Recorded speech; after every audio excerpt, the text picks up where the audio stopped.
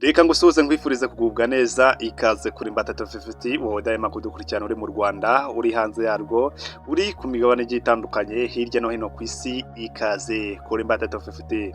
Amakuru yacu araza kwibanda kuri Repubulika Iharanira Demokarasi ya Kongo aho FARDC yatangije igikorwa cyo guhiga umutwe wa FDLR.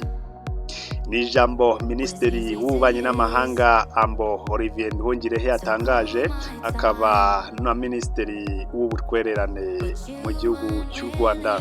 Minisitiri w'Ububanyi n'Amahanga ndetse n'Ubutwererane Ambo Olivier Nduhungirehe yahishuye ko nyuma y'iminsi ibiri ingabo za Repubulika Iharanira Demokarasi ya Kongo FARDC zitangaje ko zatangije ibikorwa byo guhiga umutwe wa FDLR mu mpera za Werurwe uyu mwaka. Zawuhaye ibikoresho bya gisirikare birimo imbunda 700. Wa 29 Werurwe nibwo umugaba mukuru wungirije ingabo za FARDC Lieutenant General Jacques Charigonza yatangaje ko yamaze gutangiza ibikorwa byo guhiga abarwanyi b'umutwe wa FDLR bari ku butaka bwa Kongo Kinshasa. Ni ibikorwa bya General Charigonza yari yaravuze ko yatangirije mu mujyi wa Gisangani wo mu ntara ya Tsishop mu rwego rwo gushyira mu bikorwa amasezerano ya Washington DC Kinshasa yasinyanye n'u Rwanda. Minisitiri Olivier Nduhungirehe mu kiganiro yagiranye na BBC Kigali yavuze ko FARDC yatangaje ko igiye gusenya umutwe wa FDLR nyuma yo gushyirwaho igitutu na Leta Zunze Ubumwe za Amerika. Gusa aho kurandura uriya mutwe ikaba yarahisemo iwoherereza ibikoresho birimo imbunda 700. Yagize ati ku itariki 29 Werurwe ngira ngo Amerika yari yasize igitutu kuri guverinoma ya Kongo, hanyuma umwe mu bayobozi b'ingabo za Kongo FARDC Gisangani avuga ko noneho bagiye gutangira ibikorwa byo kurandura umutwe wa FDLR. Yashize amasaha 48 ku itariki ya 31 bohereje indege za Werekari zijya gutanga imbunda kuba FDLR batanze imbunda hafi 700 za materiyeri, amafaranga, amasasu. Babihaye FDLR kandi bari bamaze gutangariza amahanga yuko noneho babirahiriye bagiye kurandura umutwe wa FDLR.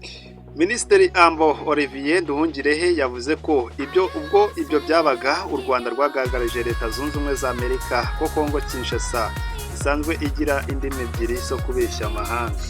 Yanavuze ko usibye kuba iki gihugu gikomeje gushyigikira FDLR aho kuyirandura, Perezida Felix Antoine Tshisekedi anasanzwe akorana n'abanyepolitike y'Uburayi bashyigikiye uriya mutwe. Yatanze urugero rwa Jean Luc Habyarimana, umuhungu wa Habyarimana Juvenal wigeze kuba perezida w'u Rwanda, ndetse n'uwitwa Fabien Singaye bamaze igihe bakorera ingendo mu mujyi wa Kinshasa mu rwego rwo gutegura na Gisegeti uko bahungabanya u Rwanda. Nduhungirehe yashimangiye ko imyitwarire Kongo Kinshasa ikomeje kugaragaza ishobora gutuma u Rwanda narwo rutubahiriza ibyo rwiyemeje mu masezerano ya Washington DC.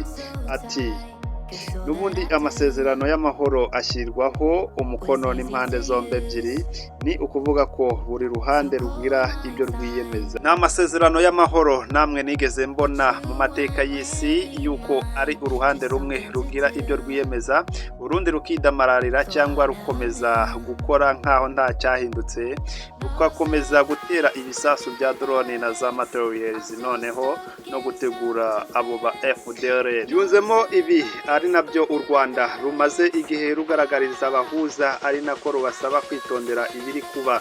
Aya ni amakuru ari kuvugwa muri Repubulika Iharanira Demokarasi ya Kongo, akaba yatangajwe na Minisitiri w'Ububanyi n'Amahanga w'u Rwanda akaba n'Ubutwererane Olivier Nduhungirehe. Aya makuru yacu reka tuyasoreze hano, mbibutsa nimba ari ubwa mbere ugeze kuri uyu muyoboro wa Mbatatu 50 kandi subscribe, kandi nimba amakuru yacu akuryoheye yasharinga abandi bayakeneye, maze tubane 5 kuri 5. Ari kumwe nanjye Mbatatu 50, reka dusubire mu makuru yacu agaruka. Ciao ciao.